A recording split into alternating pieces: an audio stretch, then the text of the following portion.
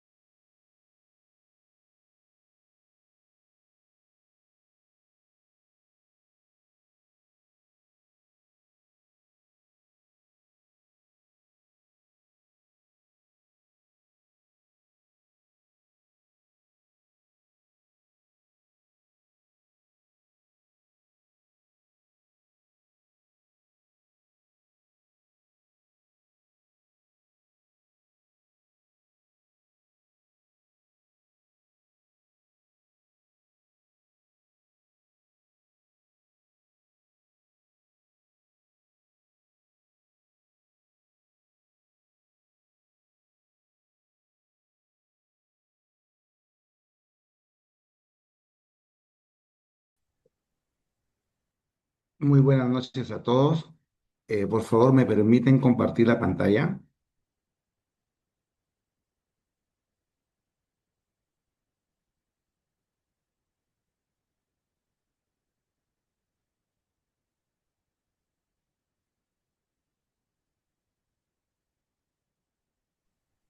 Buenas noches, doctor. Doctor, buenas noches. Ya puede compartir, doctor, ¿cómo está? Muy buenas noches, doctor Delgado. Muchas gracias.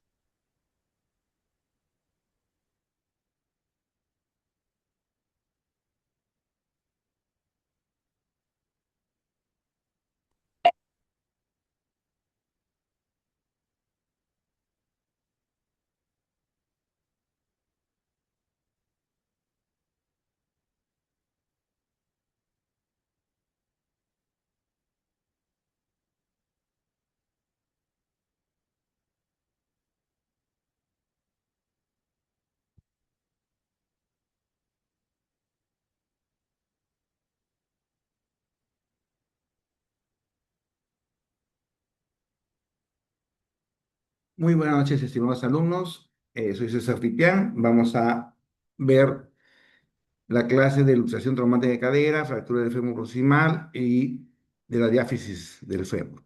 ¿Me confirman que me escuchan y ven la lámina? Buenas noches, doctor. Sí se le escucha, aquí se ve. Gracias. Bien, empezamos con las luxaciones traumáticas de la cadera. Ustedes ya saben que una luxación era precontacto entre las dos carillas articulares.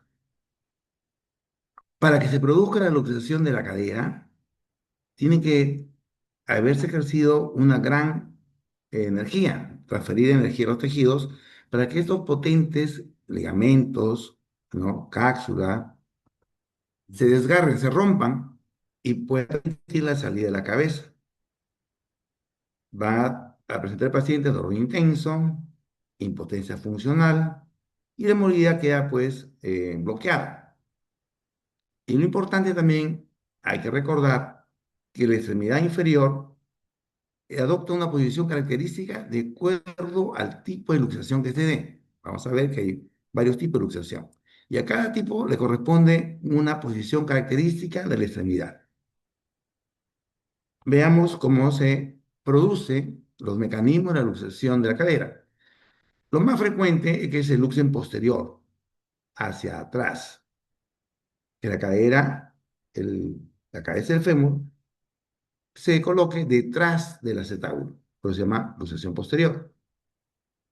Entonces veamos este mecanismo en el cual, además de la luxación posterior, existe fractura de la ceja del acetábulo. ¿Cómo es esto?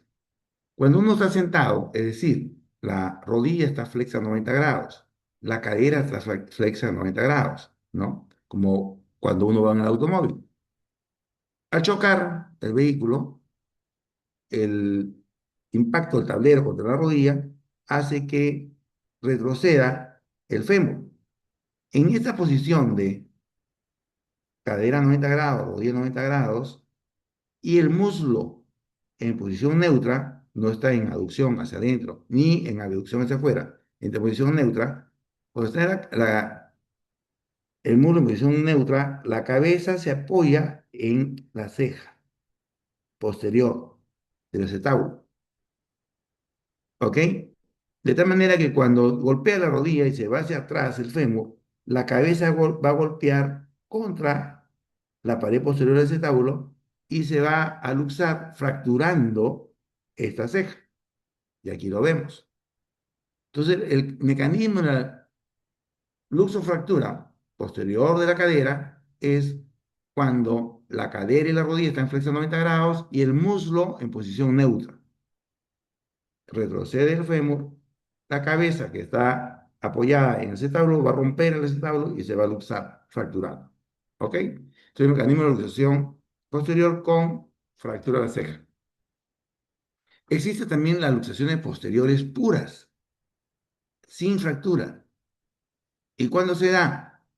Cuando el paciente también tiene cadera flexa a 90 grados, rodilla flexa a 90 grados, está sentado, pero esta vez el muslo está en aducción, ¿no? Ha cruzado la pierna, ¿no? El muslo está en aducción hacia adentro. De tal manera que cuando golpean la rodilla y se va hacia atrás, ahora la cabeza ya no está apoyada en el acetábulo, está apoyado en la cápsula articular. Entonces, al retroceder, la cabeza sale limpia, ¿no? Limpia entre comillas, se luxa pura, porque no hay fractura, rompe la cápsula, rompe los ligamentos y se luxa sin fracturar el acetábulo. Ese es el mecanismo de las luxaciones puras, luxación posterior sin fractura. La luxación posterior con fractura es cuando el muslo está en neutro. La luxación es pura cuando el muslo está en aducción.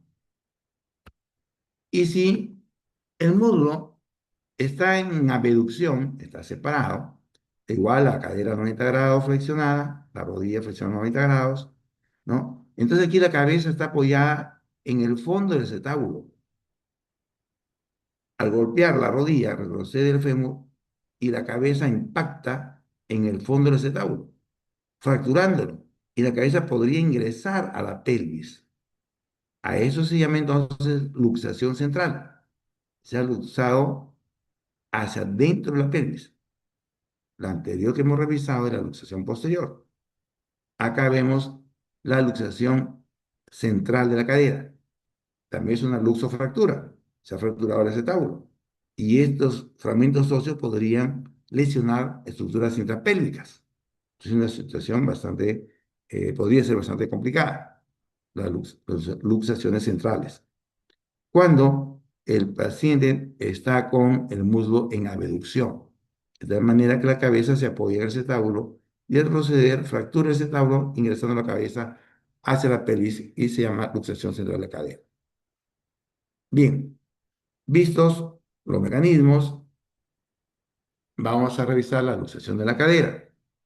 Cuando se luxó la cadera, todos van a tener la ruptura del ligamento redondo, donde tiene después la arteria, ¿no? Del ligamento redondo que va a irrigar la cabeza. Pero esta arteria lleva poca irrigación a la cabeza, no más del 15%. Entonces el problema no está tanto allí. El problema está en que los vasos, ¿no? Circunflejos, tanto anterior como posterior, se van a elongar, se van a estirar al usarse la cadera. Y al estirarse es como una manguera que le estiro, y entonces va a pasar poco volumen dentro de esta arteria, y entonces no le llega la sangre a la cabeza, porque los vasos están elongados, porque se ha luxado la cabeza. Y entonces puede definitivamente producir, pues existe una isquemia en la cabeza femoral. Y cuanto más nos tardemos en reducirla, el riesgo de necrosis aumenta. Entonces, tanto es así que si nos demoramos más de 24 horas, el 80% de las cabezas se necrosan. Entonces, la luxación, ¿no? Es una emergencia. Tiene que ser resuelta de inmediato. No son con las fracturas que ustedes han visto. Las fracturas son urgencias. La puedo solucionar 1, 2, 3 días después. No, no hay problema. Las luxaciones no es así. Las luxaciones son emergencias. Bien. ¿Qué problemas podemos tener con se luxa una cadera? Ya hemos visto la posibilidad de la fractura de la pared posterior, ¿no? Cuando la cadera está flexa a 90 grados, la rodilla a 90 grados flexa, y el muslo está en neutro, retrocede y puede fracturar la cabeza a la pared posterior, ¿no? Es una complicación que ya hemos visto. También puede comprimir el nervio ciático, ¿no? Cuando se luxa hacia atrás, que es la luxación más frecuente, puede comprimir la cabeza al nervio ciático, ¿no? Es más raro que se compriman los vasos femorales que están adelante. Entonces puede existir una luxación anterior y compresión de los vasos femorales, por supuesto que sí, pero a Dios gracias son poco frecuentes. Puede existir también otra complicación, la fractura de la cabeza. Es raro, pero siempre hay que buscarla. Son complicaciones que acompañan a las luxaciones. En una luxación siempre hay que buscar, en una fractura siempre hay que buscar qué más se dañó. El nervio, la vena, la arteria, ¿no? ¿Qué otra lesión más tengo? Ahora sí vamos a ver los tipos de luxaciones de la cadera. Acá yo tengo que concentrarme más que ustedes, porque este es un tema tridimensional, la cadera, y yo tengo una imagen bidimensional. Entonces, eh, de acuerdo a la posición que adopte la cabeza, hacia dónde va la cabeza, hacia dónde se luxa la cabeza, vamos a determinar el tipo de luxación. Entonces vamos a dividir esta radiografía bidimensional, ¿no? En cuatro partes. La primera, vamos a llamarle las luxaciones superiores o altas, ¿no? Una línea a través de la sínfisis del pubis y lo que está hacia proximal, vamos a decirle superiores o altas. Y la que está hacia distal, vamos a decirle inferiores o bajas, ¿ok? Y otra línea, ahora una perpendicular, para que, digamos, no es así, pero hagan el esfuerzo, igual que yo, de, de esta línea vertical hacia la izquierda, vamos a decir que son posteriores, que se van hacia atrás. Y a la derecha, vamos a decir que son anteriores, que se va la cabeza hacia adelante. ¿Ok? Entonces tenemos luxaciones posteriores, luxaciones anteriores. Estas pueden ser altas o superiores o pueden ser bajas o inferiores. Entonces tengo cuatro posiciones. Si la cabeza está atrás y arriba, se llamará ilíaca porque está en contacto con el hueso ilíaco. Si está adelante, ¿no? Y superior, se llamará púbica porque está en el pubis. Si tengo una luxación anterior e inferior, se llama obturatriz porque está a la altura del agujero obturatriz. Y si es posterior e inferior, se llama la isquiática porque está en el isquio. Entonces tengo cuatro posibilidades de luxaciones. Dos posteriores y dos anteriores. Dos superiores y dos inferiores. Cuatro posiciones. Y decíamos que si se luxa, digamos, posterior, que es lo más frecuente, ¿no? La extremidad adopta una posición determinada distinta a las otras. Entonces, clínicamente, yo puedo reconocer hacia dónde se luxó. Y la radiografía, entonces, no va a ser tan útil como la clínica, porque la radiografía es una imagen bidimensional, ¿no? Y uno, en la radiografía no va a decir si está adelante o atrás. Aquí le hemos hecho un esquema. Entonces vamos a desarrollar la clínica. Cuando las luxaciones son posteriores, acordémonos de que son en posición púdica, púdica de pudor, en que las rodillas están juntas. Entonces la A y la B, ¿no? Son posteriores, se han ido hacia atrás. Y la posición es púdica, las rodillas juntas, rotación interna y aducción. Cuando las luxaciones son anteriores, adoptan una posición llamada impúdica. Impúdica, ¿por qué? Porque están las piernas separadas. Rotación externa y abducción. ¿Ok? Como regla mnemotécnica, posterior P con púdica. Las P van con las P, posterior con púdica. La vocal con la vocal, anterior con impúdica. Entonces, posterior, posición púdica. ¿Cómo es posición púdica? Rotación interna y aducción hacia adentro. Entonces, si están juntas las rodillas, ese es posterior. Si están separadas, es anterior. Ya un problema tengo resuelto. Ahora me falta saber si son superiores o altas o si son inferiores o bajas. Las inferiores, las bajas, ¿no? Tienen las rodillas flexas. Tienen que estar flexionadas para que la cabeza se vaya hacia abajo. En cambio, las superiores tienen las rodillas más en extensión. Entonces, si están juntas las rodillas, son posteriores. Si están separadas, impúdicas, son anteriores. Si son inferiores, van a estar las rodillas flexas.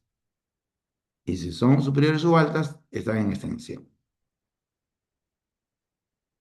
Ojalá que haya podido explicarme, porque aquí sí lo veo un poquito complicado. Espero las preguntas más adelante. Entonces, clínicamente, yo puedo saber si qué tipo de luxación es. Y acuérdense que nosotros, ¿para qué sabemos? ¿Por qué necesitamos saber el tipo? Para ver la reducción. Si yo sé hacia dónde se luxó, sé qué maniobra debo hacer para reducirla. Igual como han hecho en el hombro, en el codo, ¿no? Si es una luxación posterior, la maniobra es A; si es posterior, la maniobra es B. Bien. Entonces empezamos a revisar las luxaciones posteriores, como hemos dicho, la inmensa mayoría. Las luxaciones están en posición púdica, P con P, ¿no? La luxación posterior alta o ilíaca, rotación interna y aducción, flexión 20 grados. La luxación posterior isquiática, rotación interna, aducción y flexión marcada, ¿no? Mejor es una imagen, ¿verdad? Entonces aquí yo tengo rodillas juntas, posición púdica. Este es posterior. ¿Y cómo está la rodilla? ¿En extensión o flexa? Está extendida o está flexa, ¿no? Entonces, aquí con la ven, extendida o flexa. Flexa no tiene nada de flexa marcada, parece más extendida, pero tiene una flexión pequeña, 20 grados. Entonces es una ilíaca. En la radiografía, aquí la vemos. No podemos decir exactamente si está adelante o atrás, ¿no? Porque es una imagen bidimensional. Pero clínicamente está en posición púdica, este es posterior.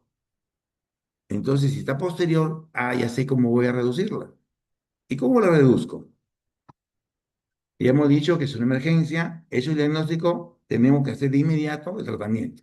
No podemos perder tiempo. A más tiempo, más necrosis, más artrosis, ¿no? A mayor tiempo, mayores complicaciones. Con anestesia general, es la anestesia adecuada, es muy difícil poner regional, no se pueden sentar, ¿no?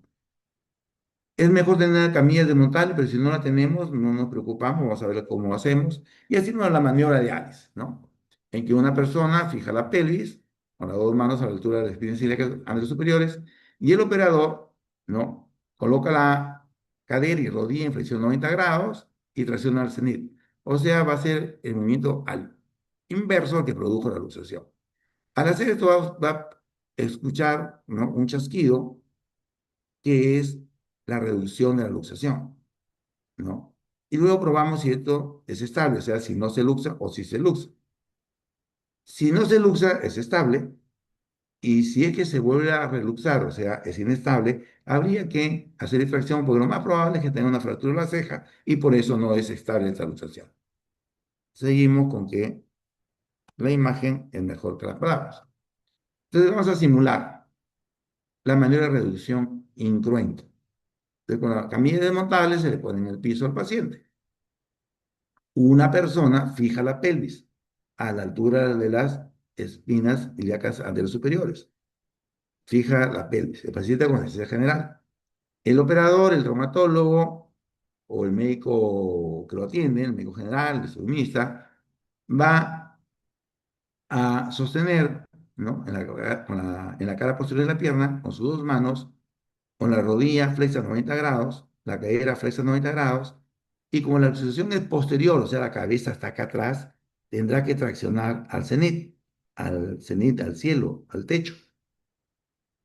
Entonces la cabeza de atrás se va hacia adelante y así se reduce, ¿no? Aplicamos la fuerza de atrás hacia adelante para reducir las luxaciones posteriores. Como siempre, toda fractura y luxación que queramos reducir, siempre hacemos una contracción y una tracción, haciendo el movimiento inverso al que produjo la luxación. Cuando se accidentó, golpeó la rodilla y se fue para atrás. Ahora tenemos que fijar la pelvis y llevarlo hacia adelante. Si no tengo la camilla desmontable, lo dejemos encima de la camilla también, ¿no?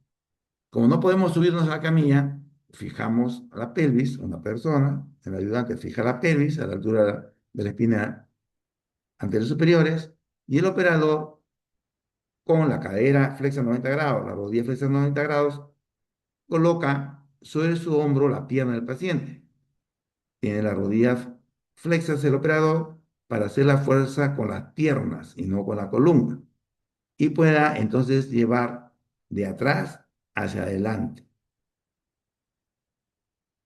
a la extremidad, al fémur, o sea, la tracción al cenit, la contratracción de una persona y la tracción al cenit. La idea es, tengo que llevarlo de atrás hacia adelante, fijando la pelvis, ¿no es cierto? A ver, allí. Las fuerzas van de atrás hacia adelante. Se redujo la luxación, es estable, acabó allí el problema. Pero si es inestable, entonces lo mantenemos en tracción para solucionar el problema de la luxación. Tengo una luxación más una fractura, es inestable. Corrijo la luxación y la fractura lo voy a hacer después, ¿no? De manera electiva. Vamos a reducir una fractura articular, como toda fractura articular, reducirla anatómicamente al 100% y fijarla, en este caso, una osteosis interna con placas y tornillos. Y aquí vemos al paciente con su cicatriz del abordaje posterior para fijar la fractura, la ceja posterior. No para reducirla, porque lo hemos reducido en emergencia. Hemos tenido una tracción esquelética para que no se luxe. Solucionamos la emergencia. Y después solucionamos la urgencia, la fractura. Y vemos al paciente recuperándose a plenitud con su función al 100%. ¿Ok? Entonces, si tengo una luxofractura, que es evidente la luxación, la fractura, hacemos la reducción en emergencia, mantenemos la reducción con una tracción esquelética porque si no se va a luxar, ¿no? Podemos verificar con la tomografía los fragmentos óseos, dónde están, adelante, atrás, cuántos son para planificar mi cirugía y poder reducir y fijar el acetábulo. Esas son las luxofracturas, ¿no? ¿De cuáles? Las posteriores. Y la luxación anterior está en la posición impúdica. Aquí lo tengo. Las rodillas separadas, posición impúdica. Vocal con vocal, anterior impúdica. Este es anterior. Es lo raro, lo menos frecuente, ¿no? Y aquí sí podemos hacerlo más claro. Es de posición impúdica, ¿por qué? Esta rotación externa y abducción. Rotación externa y abducción separadas. Y está extendida o flexa. Está en extensión. Está en extensión, entonces será la rotación anterior púbica, alta. Entonces ya tengo el diagnóstico hecho, ¿no? Y vamos al tratamiento. El diagnóstico de luxación anterior. Entonces la cabeza está adelante. Miren la radiografía. Parecía que estuviese posterior tal vez, o incluso inferior, pero no. Está en extensión, es superior. Y es anterior porque está impúdica. Miren que la radiografía no me ayuda mucho. Es la clínica me está dando el diagnóstico. Y entonces, si ya tengo el diagnóstico, voy a hacer el tratamiento. ¿Y qué es lo que voy a hacer? Como siempre, primero fijo la pelvis, ¿no? Luego voy a corregir los desplazamientos. Si está en rotación externa, tendré que llevarlo a rotación interna, ¿no? Está, miren, la cabeza hacia adentro, ¿no? Tendré que llevarla hacia afuera. Entonces tendré que aplicar fuerzas, ¿no? Primero alguien me fija la pelvis, luego rotación externa, tracción y voy a llevar la cabeza que está adentro hacia afuera. Y finalmente, la cabeza donde estaba anterior. Entonces tendré que llevarlo de arriba hacia abajo. Estas dos fuerzas de tracción y de separación de la cabeza hacia adentro y afuera, entre las dos fuerzas, da una resultante, ¿no? Esta línea oblicua, para que lleve la cabeza hacia el acetábulo. Pero el movimiento más importante va a ser el de arriba hacia abajo, porque la cabeza está anterior, y allí poder reducirla. Y una vez que hago estas maniobras y ya percibo el chasquido de reducción, tendré que pasar a tomarle una radiografía.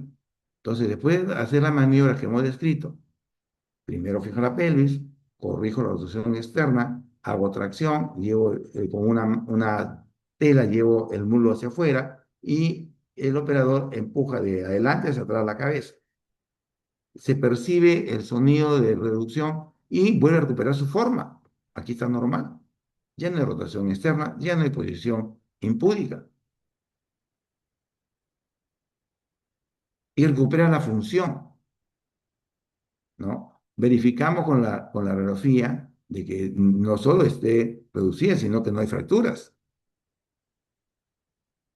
Entonces está reducida, no hay fracturas, le ponemos una inmovilización.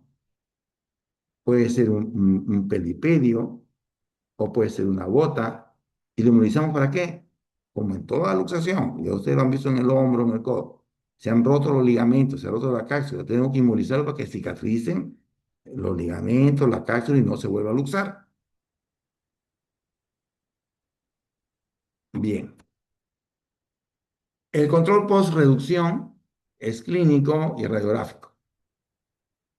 El reposo, como hemos dicho, por un mes para que pueda cicatrizar los tejidos y luego empezaremos a hacer la fisioterapia. ¿Qué complicaciones? Ya hemos dicho algunas de ellas. Cuando es posterior, la parálisis del nervio ciático se da en 1 de cada 7. La lesión vascular, que es poco frecuente, a Dios gracias, sobre todo cuando se luxa hacia anterior. Entonces, búscale el pulso. Si no hay pulso, ten isquemia. Si no lo descomprimes antes de las 8 horas, va a la necrosis de la extremidad, ¿no? Y es gravísimo, va a tener desarticulada la extremidad. Entonces, por eso siempre buscar sensibilidad, temperatura, pulso, siempre, ante cualquier fractura, ante cualquier luxación. Por eso son emergencias, las luxaciones son emergencias. La osificación periarticular, ¿no? La osificación heterotópica, se pueden dar indometacinas, bifosfonatos o radioterapia para disminuirlo. La necrosis vascular, que es lo más temido, ¿no? Va a aumentar cuanto más se demore la reducción. Entonces, después de las 6 horas, ya empieza a presentarse la necrosis vascular después, no se puede en ese momento. La necrosis vascular se puede dar hasta un año después de la luxación, ¿no? Somos los árboles que se mueren y no se mueren pues en un día, se mueren después de mucho tiempo. Igual la cabeza femoral puede demorar un año para poder evidenciarse que se ha necrosado. Después de 24 horas de luxada y no se ha reducido, la necrosis aumenta por encima del 80%. También encontramos necrosis cuando se manipula mucho, ¿no? Entonces no hay que intentarlo con anestesia local, tiene que ser con general, salvo que no haya posibilidad alguna, ¿no? De ponerle anestesia general. No hay forma de trasladarlo. Bueno, el indicio que se va a la necrosis vascular es dolor, limitación a los movimientos, y con el tiempo ya podríamos ver la necrosis, ¿no? Sin embargo, la complicación más frecuente es la coxoartrosis. ¿Y por qué se presenta la coxoartrosis mucho más frecuente que la necrosis vascular? A ver, aquí quiero que me ayuden. ¿Quién irriga al cartílago articular de la cabeza femoral? ¿Alguno que me haya estado siguiendo?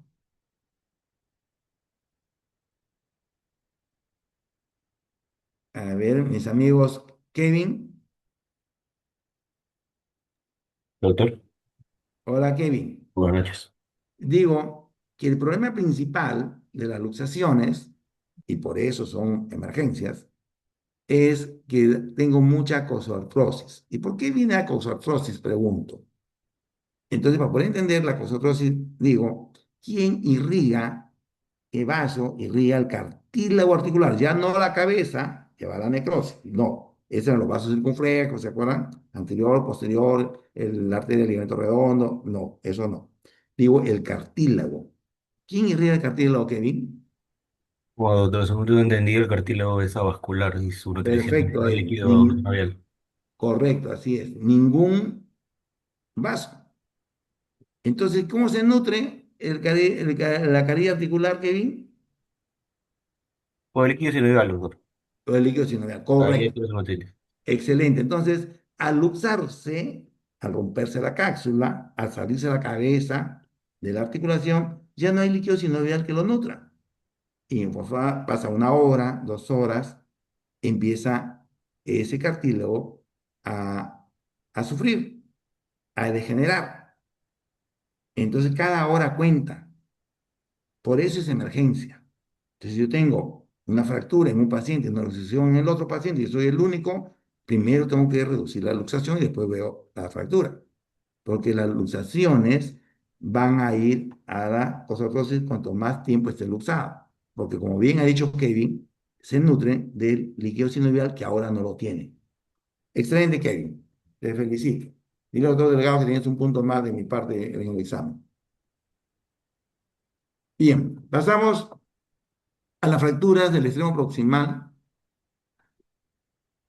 las tutrocantéricas y las cervicales del fémur. Y acabamos las luxaciones y pasamos a la fractura de la cabeza, ¿no? Que suelen acompañar a las luxaciones. No es frecuente, pero existe. Y Pitkin hizo una clasificación muy sencilla. Él dijo, las tipo uno son aquellas fracturas de la cabeza que están por debajo de donde ingresa el ligamento redondo. Es decir, en la zona que no soporta carga la cabeza femoral. El tipo 2, cuando la fractura está por encima de la inserción del ligamento redondo. Es decir, en la zona donde sí soporta peso, donde soporta carga. Entonces es más grave la que soporta carga que la que no soporta carga. El tipo 3 es cualquiera de las dos anteriores, ¿no? La parte inferior o la parte superior, más la fractura del cuello del fémur. Es más grave. Y la tipo 4, cualquiera del tipo uno o 2, o sea, fractura por la parte inferior de la cabeza o la parte superior de la cabeza, más fractura del acetábulo, el tipo 4. Entonces, de menor a mayor gravedad. Y veamos el tratamiento. Entonces, cuando tengo una luxación, siempre debo preguntarme, ¿hay algo más que la pérdida de contacto de las articulaciones? ¿Hay alguna fractura? ¿No será una luxofractura? ¿Se habrá fracturado el acetábulo? ¿Se habrá fracturado la cabeza? Y revisamos si hay alguna irregularidad. ¿Habrá lesión vascular? ¿Habrá lesión neurológica? Siempre es esa pregunta, siempre. Eso es, vemos vascular, neurológica, clínicamente. Y aquí, si hay fractura o no, lo vamos a ver en la radiografía. Y si no la veo, de repente, ¿no? Trato la luxación y luego le puedo pedir una tomografía. Y ahí sí está, aquí está muy evidente la fractura que parecía verse en la radiografía. Entonces, la emergencia es la luxación. Pero aquí me parece una fractura. Vamos a reducirla y vamos a tomarle una nueva radiografía y mejor si le puedo pedir una tomografía. Y aquí la veo, la fractura. Picking uno por debajo de la zona de apoyo. O sea, no es tan grave, ¿no? Porque la zona de apoyo, la parte inferior, no tiene carga, no apoya con el acetábulo. Entonces su pronóstico es mejor, lo podremos reducir y fijar con unos tornillos especiales que no tienen cabeza para que queden enterrados dentro del cartílago. y así no dañar la articulación. Entonces, el picking uno. En otro caso, ¿no? Igual tengo una luxación, igual tengo que buscar si hay alguna fractura. Y aquí también la cabeza puede tener una muesca, parece. Entonces ya, vamos a decirle, paciente informado, parece una luxofractura. La vamos a reducir la luxación para poder verla bien en una radiografía o una tomografía. Es una primera parte. La emergencia lo resuelvo ahorita con la reducción. Es posterior, fíjame la pelvis, cadera 90 grados, rodilla 90 grados y tracción al cenit. Se redujo la luxación, luego paso a verificar si hay una fractura. Y aquí vemos en la tomografía claramente una fractura a nivel de la inserción donde ingresa el ligamento redondo. Soporta peso. O sea, en esta línea, aunque yo lo reduzca, que lo voy a reducir, aunque yo lo fije, el cartílago nunca va a cicatrizar con cartílago. El hueso sí, el hueso se forma hueso, pero aquí el problema es cartílago. Entonces va a quedar una cicatriz, una fibrosis, que me va a llevar a la artrosis más adelante y probablemente en algún momento podría requerir una artroplastía, una prótesis, si la artrosis sigue aumentando. Todo va a depender de edad, de peso, de actividad que tenga el paciente. Entonces, ¿qué tengo que hacer? Tengo una fractura, si está desplazada, tengo que reducirla y tengo que fijarla anatómicamente. ¿Ok? Seguimos avanzando y aquí tenemos, también tengo una luxación, pero parece que hay fractura del acetábulo, ¿no? Y si miramos en la tomo, sí hay una evidente fractura incominuta del acetábulo, porque la cabeza impactada contra el acetábulo. O sea, tengo dos problemas. La luxación, la fractura de la cabeza, aquí la cabeza se ha fracturado. Y además la fractura del luxación central, fractura de la cabeza y fractura del acetábulo. Picking 4. ¿Y qué hacemos entonces ante esta grave lesión? La cabeza y el acetábulo. Entonces tenemos que poner una prótesis total de cadera. Reemplazamos el acetábulo y reemplazamos la cabeza femoral. Una artroplastía total de la cadera para los picking 4. Bien, pasamos a la joya de la corona, la fractura del fémur proximal, que es lo más frecuente que tenemos, ¿no? Más frecuente que las luxaciones, la fractura de la cabeza, ¿no? Y como es muy frecuente y son muy graves porque tiene una alta mortalidad, vamos a dedicarle más tiempo a esta lesión, viendo su clasificación, tratamiento, complicaciones y si se pueden prevenir o no, ¿no? La fractura del fémur proximal.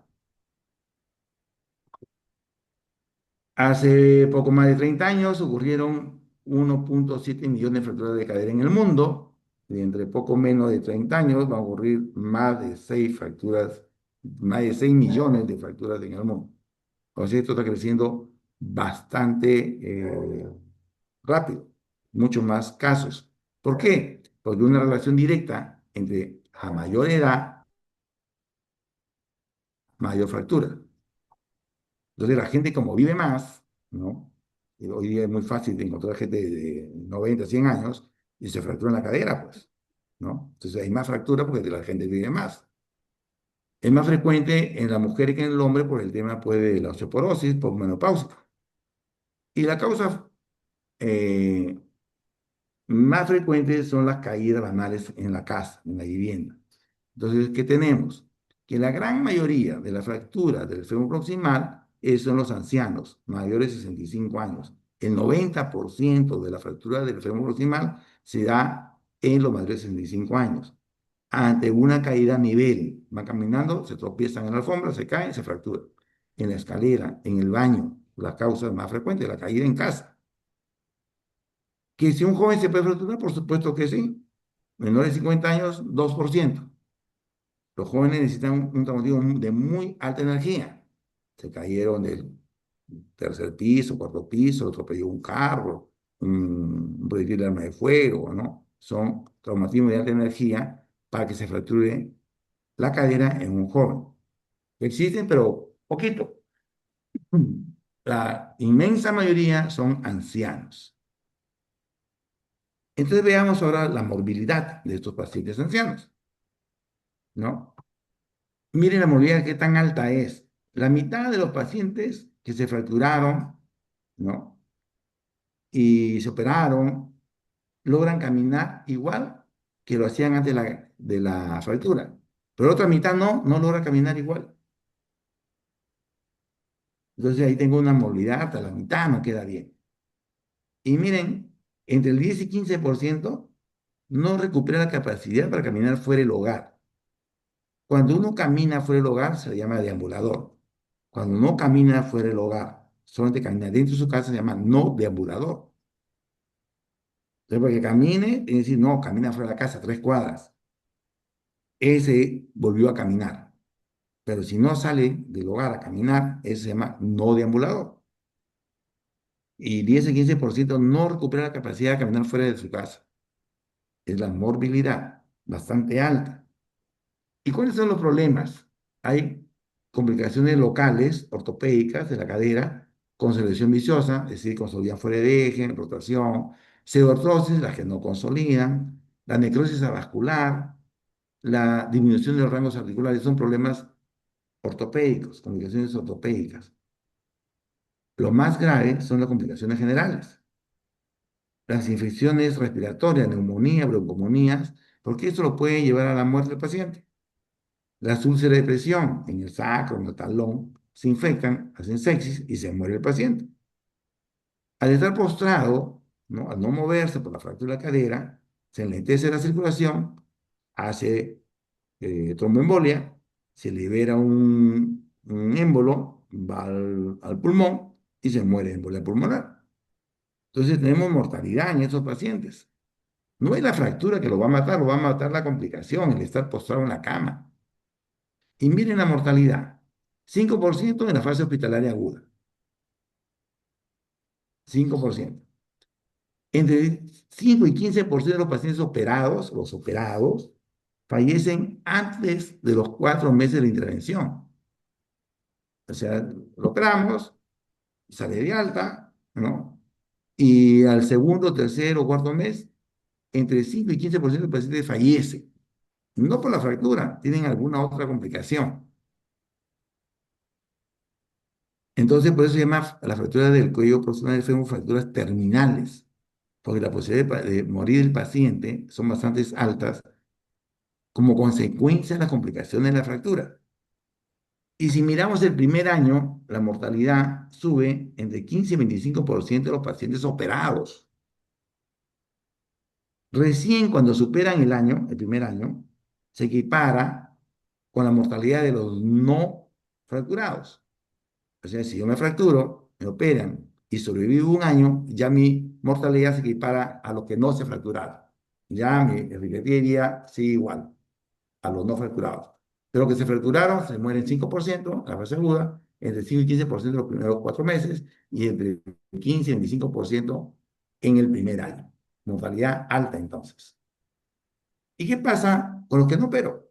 Pues estos son los operados. ¿Y los que no operó? ¿Qué pasa?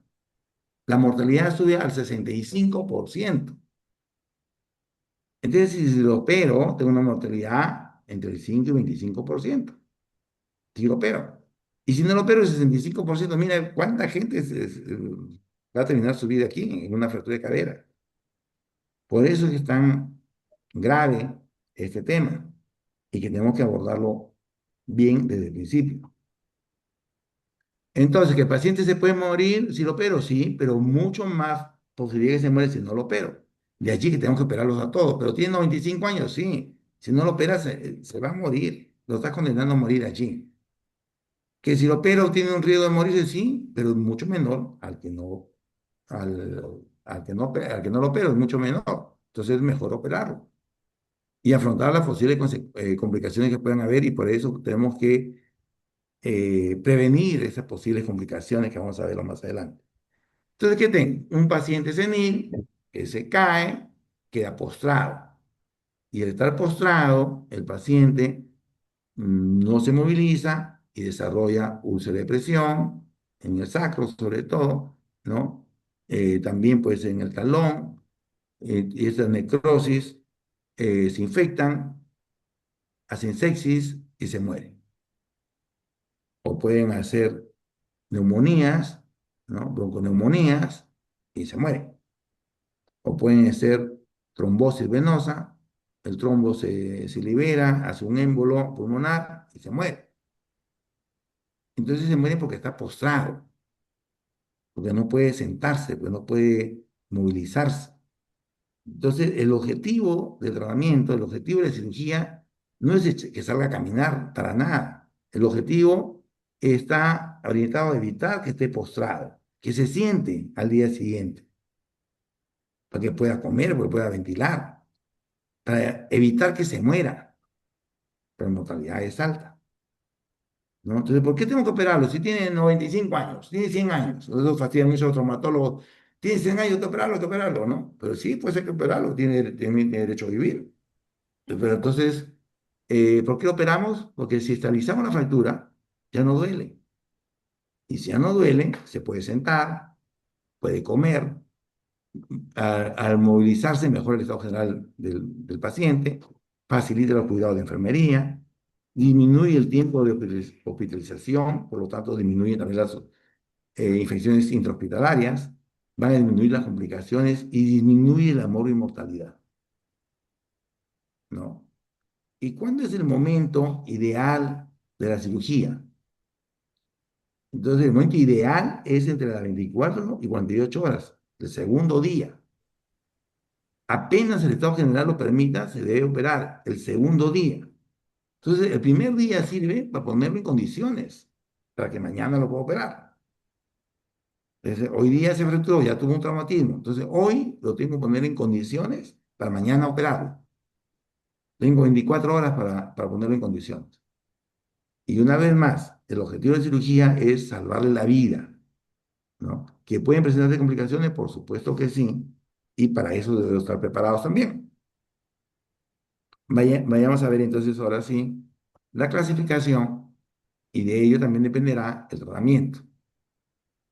Para clasificar la fractura del fémur proximal, ¿no? Vamos a dividirla en dos grandes grupos.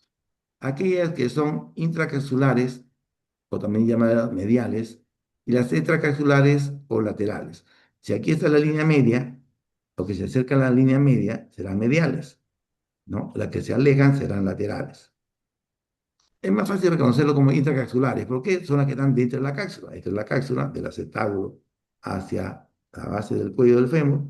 Entonces, todas las fracturas que están dentro de la cápsula se llaman intracapsulares o mediales. Y las fracturas que están fuera de la cápsula serán las laterales. ¿Y por qué quiero saber si son mediales o laterales? ¿Cuál es la importancia? Es súper importante, porque las mediales, la irrigación a la cabeza se va a afectar. Las intracapsulares, si se fractura el cuello del fémur dentro de la cápsula, va a afectar, va a cortar, va a interrumpir la circulación a la cabeza. Entonces, si pierdo esta circulación, la cabeza tiene altas posibilidades de necrosis avascular o de no consolidación, una pseudoartrosis atrófica.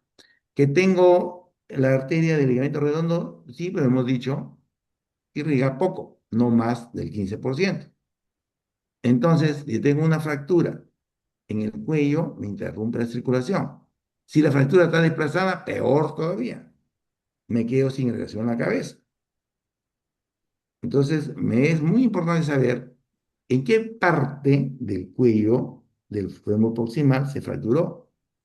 Porque si la fractura es lateral, no me afecta la irrigación. Pero si la fractura es medial, sí la afecta. Si la fractura está desplazada, me interrumpió totalmente la irrigación de la cabeza. Si no está desplazada, me la va a interrumpir parcialmente. Entonces, necesito yo saber, primero, en qué parte se fracturó. ¿Es intracapsular o es extracapsular? ¿No? Se llama intracapsulares las fracturas subcapitales, o sea, la fractura está inmediatamente por debajo de la cabeza, subcapital. Y las medio cervicales, a mitad del cuello. Mientras que las laterales o extracapsulares, las que no dañan la circulación en la cabeza, son las que van en la base del cuello, en las intertrocantéricas o transtrocantéricas o trocantéricas. Y las subtrocantéricas, las que están por debajo del trocánter menor. Esas son laterales. Subtrocantéricas, transtrocantéricas y bases cervicales son las laterales extracapsulares que no dañan la circulación. Entonces, las mediales qué problema tienen? No llega la sangre a la cabeza. Las laterales sí llega. Entonces, si no tengo irrigación, las mediales no tratadas jamás van a consolidar. Van a ir a la pseudoartrosis atrófica.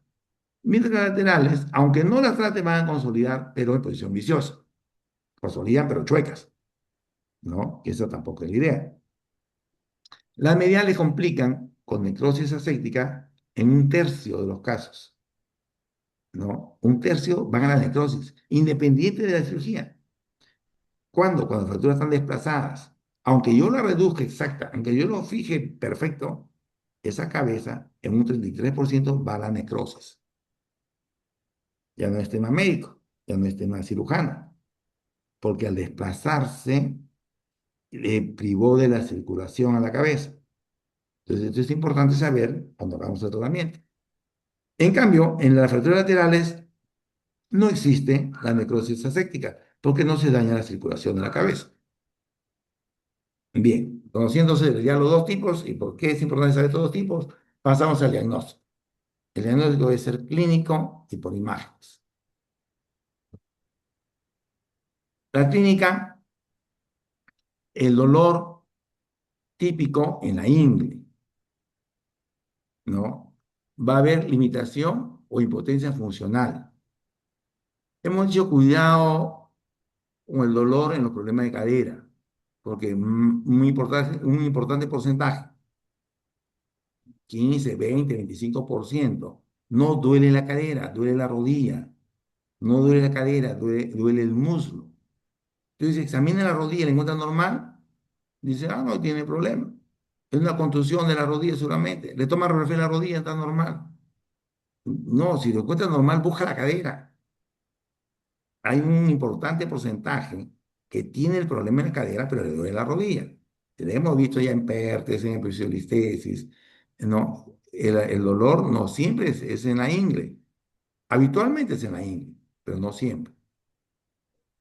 ¿Y deformación cuando existe deformación? Cuando hay desplazamiento de la fractura. Porque si no está desplazado, no hay deformación. Y ustedes saben, las fracturas pueden o no desplazarse. Entonces, el paciente senil que tuvo una caída, tiene dolor e impotencia funcional, más deformación, mientras no se demuestre lo contrario, es una fractura de la cadera, ¿no? La deformación, si está desplazada, es típica. Acá lo pueden acortado y rotación externa.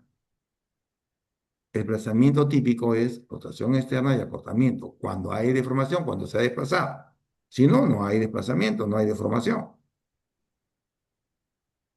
¿Y por qué se acorta? Porque los músculos peritrocantéricos traccionan, jalan de los peritrocantéricos y elevan pues al fémur acortando la extremidad, ¿no? Entonces el acortamiento es el mayor en las fracturas laterales que en las intracapsulares, porque la cápsula impide que esto ascienda, ¿no? Pues ya son detalles clínicos muy puntuales. Las radiografías deben tomarse, ¿no? En AP, anterior posterior, y rotación interna de 15 grados, para poder ver bien el cuello, ¿no? Es mejor siempre tener dos incidencias, frontal y axial, como para todas las fracturas. Siempre se evalúa en dos incidencias. Y también es mejor tener la radiografía de ambas caderas para poder compararlas. La tomografía se reserva para buscar los casos de fracturas ocultas, la gammagrafía, ¿no? Con radioisótopos para descartar las necrosis vasculares, aunque la resonancia magnética nuclear es el gold estándar para este tema de la necrosis vascular y también incluso para encontrar fracturas ocultas. Entonces, ¿qué es una fractura oculta? Si yo tengo un paciente senil que se cayó, le duele la ingle, ¿no? le tomo una radiografía, veo las dos caderas y le duele la cadera derecha, la no operada, la derecha. Tuvo una fractura anterior de la cadera, pues se pusieron su prótesis y ahora le duele la derecha, pero no hay nada en la radiografía. Yo tengo la clínica, sentir que se cayó, que tiene dolor, ¿no? Que tiene limitación funcional. Eso es una fractura mientras no se demuestre lo contrario. ¿Y cómo demuestro lo contrario? Con radiografía simple, no.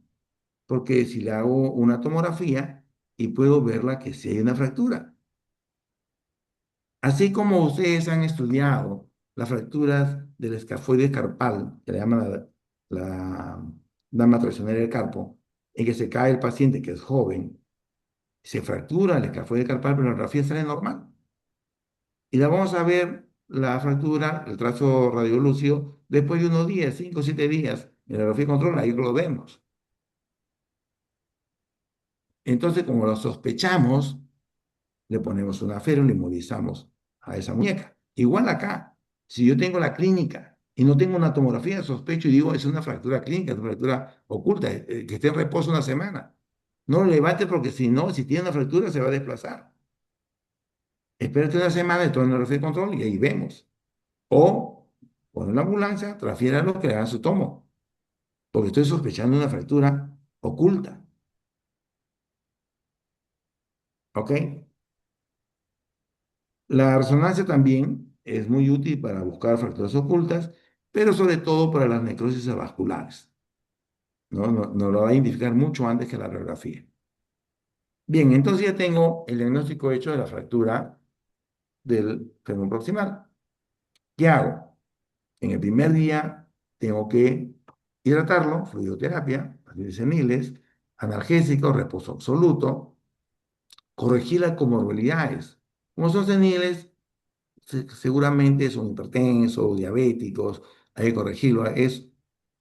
Entonces, el primer día me sirve para ponerlo a punto para la cirugía. Tengo que hacer todos mis exámenes preparatorios, el riesgo cardiológico, neumológico, el anestesiólogo tiene que chequearlo, ponerle su hemoglobina a punto, ¿no? Asegurarse de hacer transfusiones sanguíneas o tener sangre disponible para el día siguiente que lo operemos.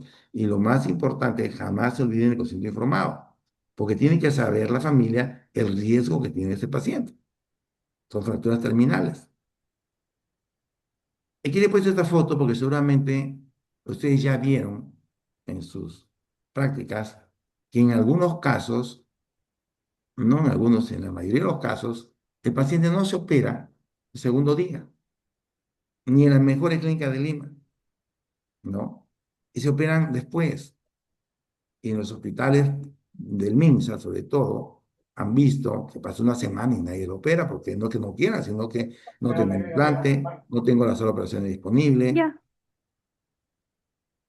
Entonces, cuando tenemos que vamos a demorar más de un día, más de 2 días, le podemos poner una tracción, lo cual es muy controversial. Muchos dicen, no, no coloques una tracción. Pero lógicamente estos son textos de primer mundo, donde ellos operan a todos en los primeros días. En nosotros no, el tercer mundo lo opera en la segunda semana. Entonces, no se puede poner tanto tiempo en tracción de partes blandas, hacemos tracciones esqueléticas, ¿no? Entonces, si bien es cierto, eso es controversial, pero es nuestra realidad. ¿Por qué? Porque si no le hacemos la tracción, el desplazamiento que tienen va a ser muy grande y el día que lo operemos, 2 semanas después o 3 semanas después, va a ser sumamente difícil la reducción y su fijación. Entonces, lo ideal es operarlo el segundo día, correcto. Pero desgraciadamente no siempre es así y a veces por ello tenemos que hacer extracciones, que no es lo que debería hacerse. Bien. Entonces ya hemos definido que tengo dos tipos de fractura de xomo proximal, las intracapsulares mediales y las laterales. ¿Qué hacemos? Mm. Vamos a empezar con las fracturas mediales, ¿no? Garden es una clasificación en 4 grupos. Garden uno, aquellas que son fracturas incompletas o fracturas impactadas en válvula, ¿no? Garden 2, aquellas que son fracturas completas pero no desplazadas. Garden 3, desplazada menos del 50% y Garden 4, más del 50%. Para nosotros que somos médicos generales, o para ustedes que van a ser médicos generales, vamos a hacer el tema más sencillito y vamos a decir Garden no desplazadas, que incluyen al 1 y 2, y Garden desplazadas, que incluyen a 3 y 4. Entonces, ¿qué hacemos? Empecemos con la Garden 1 y 2, o sea, con las no desplazadas. ¿Qué vamos a hacer? Con aquellas que están impactadas en valgo o aquellas que no se han desplazado, ¿no? Aquí mi posibilidad de necrosis no son altas, porque si bien es cierto que se ha fracturado, pues no se desplazó. Entonces, primero, gracias a Dios, no se desplazaron. O sea, no tengo nada que reducir. ¿Qué es lo que tengo que hacer entonces? Es fijarlas. Y lo fijamos, el gol estándar son tornillos canulados. Ya algo le expliqué de cómo son los tornillos canulados, tienen tornillos que tienen un huequito y van siguiendo las guías. Entonces hay una guía que se pone en la cara lateral del fémur y a través de esas guías se ponen los tornillos. Y tengo que verificar que no se desplaza la cabeza, esté en su sitio, ¿no? Y que los tornillos no se introduzcan a la carie articular. Si no, pues vamos a producir una artrosis ahí. Entonces, el tratamiento para fracturas no desplazadas, independiente de la edad que tenga el paciente, va a ser fijarlas, porque no hay nada que reducir, tan solo tengo que inmovilizarla. ¿Con qué? Con los tornillos anulados que se ponen percutáneos. No se abre la fractura. Percutáneos a través de la piel se ponen esos tornillos. ¿Qué pasa si la fractura está desplazada? ¿No? Recarga entre 3 o 4, si está desplazada, aquí el riesgo de necrosis es alto, porque aunque yo lo acomode al 100%, no siempre van a consolidar, van a leer necrosis. Entonces aquí va a depender mucho de la edad del paciente. Si el paciente es joven, y llámese para la cadera joven, menor de 65 años, y tengo estas fracturas desplazadas, hago un intento de salvar la cabeza. Es decir, la voy a reducir y la voy a fijar. Entonces, si tengo una fractura desplazada, ¿no? De una fractura medial desplazada y es joven, menos de 65 años, lo voy a reducir, ya sea de manera incruenta o de manera cruenta, y luego lo voy a fijar con estos tornillos canulados, ¿no? Le hemos reducido, está desplazada, le hemos reducido y le hemos fijado con los tornillos canulados. Y esperamos. Acuérdense que un tercio va a necrosis. Y de repente va a necrosis, por eso el consentimiento informado. No es bueno pues decirle al final, ah, sí, existe la posibilidad. No, al principio. El consentimiento informado se hace al principio. Entonces, tenemos el caso, fractura desplazada del cuello, se va a reducir de manera incruenta en este caso, con un distribuidor de imágenes, tengo que ver de que se ha reducido y luego poder fijarlo, ¿no? Con estas guías, miramos en el distribuidor de imágenes que las guías estén en su sitio, no perforen la articulación, la fractura esté reducida y la podemos ver reducida, tanto en el frontal como en el axial y a través de esos alambrecitos vamos a pasar los tornillos anulados. No hemos abierto la cadera, hemos hecho todo por fuera de la articulación, ¿no? Y entonces la fractura, en este caso, evolucionó a la consolidación.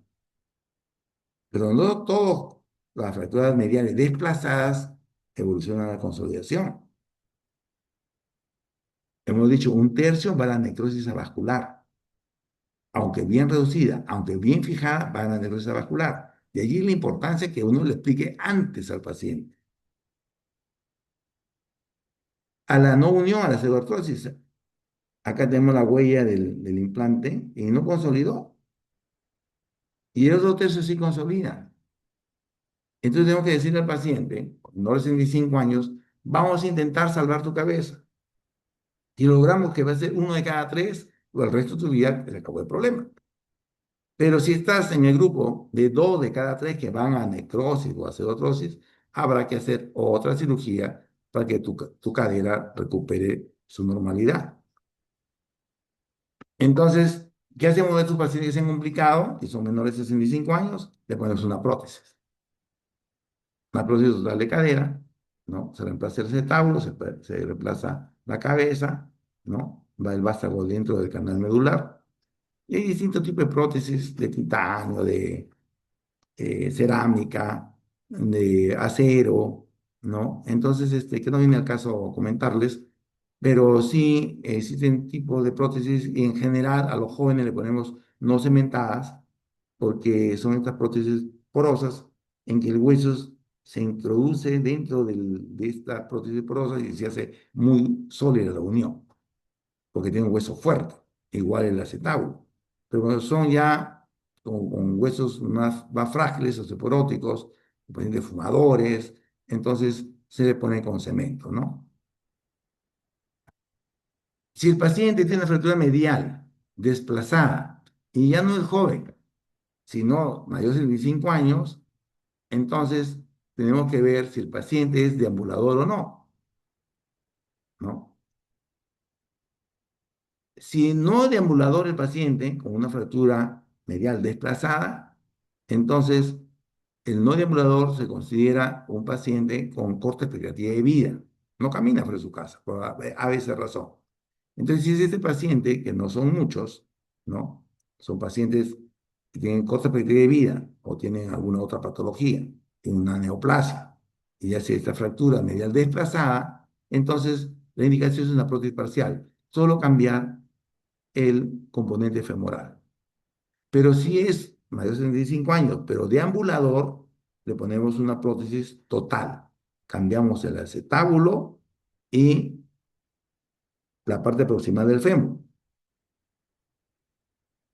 ¿Por qué? Porque como es deambulador, le he cambiado también el acetábulo y aquí va a funcionar bien la cadera. En cambio, en esta prótesis que solamente se cambia el fémur, como este es metal, va a horadar al hueso. Entonces, si una expectativa de vida más de 5 años, no sirve esta prótesis, porque la va a horadar. Tendría que ponerle una prótesis total de cadera, ya sea con cemento o híbridas también. O sea, una parte cementada y la otra parte no cementada, dependiendo de la calidad del hueso. Entonces, conclusión, fracturas mediales desplazadas en mayores de 75 años ya no puedo hacer como los menores de 65, en que le daba una chance, vamos a ver si salvamos su cabeza, porque uno de cada tres se salva. Acá no, esos son seniles que no van a aguantar esperar una segunda operación. En la primera tengo que solucionar ese problema. Y por eso a todos, prótesis. Parcial, si es un paciente con corta expectativa de vida, no deambulador. Y total, para los deambuladores. Bien, pasamos a las fracturas laterales, ¿no? Las fracturas laterales se dividen en estables o inestables. Radiológicamente se llama estable cuando es un solo trazo. En cambio, las inestables son aquellas que tienen conminución en el trocánter mayor, ¿no? Tienen un trazo invertido o el trazo se proyecta hacia la diáfisis. Entonces, Boyd Griffin lo divide en dos grandes grupos. Las estables, que son estas de trazo simple, y las inestables, la conminuta, las que se van hacia la diáfisis y los trazos invertidos. Va a depender de qué tipo de fractura tengo. Son laterales y es estable, un solo trazo, ¿no? Entonces voy a reducirlas de manera incruenta o cruenta y la voy a fijar. El gol estándar es una placa con tornillo, ¿no? La placa va en la cara lateral y el tornillo va por dentro del hueso para fijar esta fractura próxima lateral, estables. Muy bien, veamos entonces, tengo una fractura, trazo simple, desplazada, la reduzco, la acomodo de manera incruenta o cruenta, y luego de haberla reducido, de haberla acomodado, la fijamos con este sistema de tornillo y placa, ¿no? Se llama tornillo de HS, por sus siglas en inglés de tornillo dinámico de cadera. Y vemos acá al final de la cirugía, ¿no? Reducida la fractura, acá estaba desplazada, está reducida y ahora está fijada, con tornillos de deslizamiento y sus tornillos en la cara lateral de la diáfisis. Otro caso igual, ¿no? Una fractura lateral, desplazada, reducción y fijación con placa y tornillo. El paciente, hemos dicho lo importante no que se pueda caminar, lo importante es que se movilice, que no le duela, que se siente, porque el paciente postrado se va a morir por escara, por neumonías, ¿no? Y ahora veamos las fracturas laterales, pero inestables, ¿no? Las conminutas, la de inverso, el trazo inverso, la que tiene proyección hacia la diáfisis. Entonces, estas fracturas laterales inestables, independiente de la edad, como tiene que ver la edad, tenemos que reducirlas, como todas las fracturas. Primero reducimos de manera incruenta o cruenta. Y luego lo fijamos, pues ya no con ese sistema de placa y tornillo, sino un clavo cefalomedular bloqueado, que vamos a ver más adelante qué cosas son. Aquí una palabra solamente, aunque ustedes ya lo conocen, pero quiero estar seguro en mi parte. La reducción incruenta, su nombre dice incruenta, sin sangre, sin abrirlo, ¿no? Se hace por maniobras externas, ¿no? Tracción contra tracción. Y lo verificamos con este equipo que le decimos al C, porque puede girar y darme una imagen en frontal y una imagen en axial, para saber que está bien reducido. Es incruenta, sin abrir el foco fracturario. Entonces tengo esta fractura inestable, comminuta, ¿ok? ¿No? El trocante menor está suelto, es inestable, desplazada. ¿Qué tengo que hacer? Reducirla. Y lo puedo reducir incruenta si la fractura es fresca, de pocos días, de 2, 3, 4, 5 días a la semana, podría reducirla, ¿no? Tiene incruenta. Al anestesiólogo le pone la anestesia, ahí está tranquilo. Cuando el anestesiólogo está leyendo algún artículo, todo está bien, está perfecto, todos estamos tranquilos, el paciente está sin problema alguno, cuando el anestesiólogo está trabajando apurado, ahí algún problema debe haber.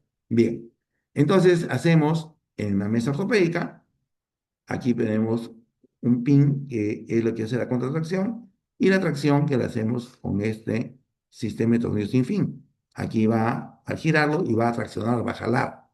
Tengo contratracción, tracción, ¿no? Y puedo hacer rotación interna. ¿Se acuerda que el paciente estaba en rotación externa y ha cortado? Entonces acá hacemos tracción, contratracción, recupero longitud y hago rotación interna. Hecho esto, paso a mirar cómo está mi fractura con un arco C y miramos en el monitor, en la pantalla, que se ha reducido, tanto en el frontal como en el perfil. Y ustedes ya saben, las reducciones en las fracturas no articulares bastan que estén alineadas, no tienen que estar exactas. Están alineadas, entonces están bien reducidas, y ahora sí, entonces pasamos a hacer asepsia antisepsia para poder introducir el clavo y fijar esta fractura, ¿no? Entonces, no abrimos la articulación, la cadera, lateralmente, cuatro plantel mayor, lo ubicamos en el arco en C, pasamos una guía, ¿no? Y atraviesa ahí el clavo. Hay un instrumental especial para saber dónde voy a hacer la incisión, para poner mi guía y va a atravesar al clavo y a la fractura, ¿no? Al punto adecuado, que no se pase de la cabeza. Entonces, tenemos instrumental especial, el arco en C, ¿no? Y ya se hace el bloqueo, pues se llama clavo endomedular bloqueado. El clavo está dentro del canal medular, endomedular, y bloqueado porque tiene este tornillo que impide que roten la fractura, porque está uniendo el hueso y el clavo, ese tornillo. Entonces, para saber dónde va la incisión justita para que entre el tornillo y atraviese al hueso y al clavo. Entonces, para eso están puestos estos instrumentos que nos dicen exactamente dónde debo colocarlo. Y va a coincidir para el agujero del clavo que hemos insertado, tanto para el bloqueo del fémur, de la diáfisis, como de la fractura proximal. Y entonces así hemos reducido de manera incruenta y hemos fijado con clavo cefalonodular esta fractura. Y ahora sí la paciente podrá sentarse y podrá movilizarse y evitar las escarlas, la neumonía, la tromboembolia. Ahora estamos bien, 9:18. Un caso clínico rápido entonces, mujer 70 años, deambuladora, camina fuera de casa, fumadora crónica, que sufre caída de nivel. Entonces viene con dolor en la ingle, ¿no? Impotencia funcional, no puede levantar. ¿Cómo me cuenta que tiene impotencia funcional? Levante el talón, está echada. Levante el talón, es imposible. No puede levantar el talón, ¿no? Eh, la radiografía me sirve, clínicamente digo, tiene fractura, pero no sé si es medial o lateral. Entonces tengo la radiografía, una fractura medial, subcapital. Esta cabeza se va a morir, ¿no? Está desplazada, 70 años. No va a ser intento de salvar la cabeza, no. Si tuviera 20 años, sí lo intento, pero 70 años ya no. Entonces, quiero hacer una prótesis. Como es deambuladora, una prótesis total. Como es fumadora, mala calidad de hueso, con cemento. Solucionado su problema. Esta paciente, 2 años después, llega otra vez, pero con dolor post caída a nivel igual que la vez pasada, ¿no? Y dice, igual me está doliendo igualito le pasaba. Pero en la radiografía no se ve ningún trazo. Entonces pensamos, es una fractura oculta, le pedimos una tomografía porque tenemos tomografía y le sale la fractura. Es una fractura lateral, ya no es medial, o sea, aquí no hay problema de irrigación. Esto va a consolidar. Entonces se le inmovilizó con un clavo cefalomedular y evoluciona hacia la consolidación. Entonces la paciente decía, ¿por qué le pasaba? Me pusieron una prótesis y ahora un clavo. Lo que le pasaba fue una fractura intracapsular. Se dañó la irrigación a la cabeza. Si iba a morir, se ponemos un clavo.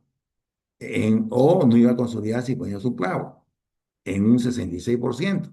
Y no tiene una chance para una segunda operación, como si podría ser un joven.